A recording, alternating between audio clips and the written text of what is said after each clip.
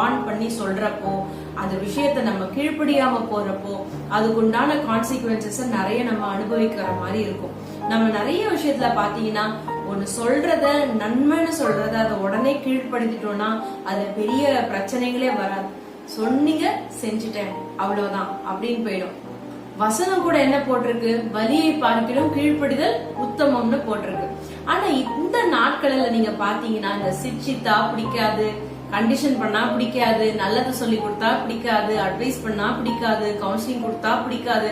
Counselling செஷன்ஸ்ல கூட நீங்க என்ன செய்யணும்னு சொல்லாதீங்க, நாங்க என்ன பண்ணணும்னு சொல்லாதீங்க, ஜஸ்ட் நாங்க சொல்றத கேட்டுக்கோங்க இப்படின்னு சொல்றவங்களும் இருக்கிறாங்க. கிடையாது கிடையாது, அப்படி கிடையாது. போதக சிக்ஷையே ஜீவ வழி. அந்த போதகத்தை சொல்லி கொடுக்கிற நல்ல வார்த்தைகளை நல்ல கண்டனம் பண்ணி, அதாவது நம்மளுடைய பிரயோஜனத்துக்காக நம்ம நல்ல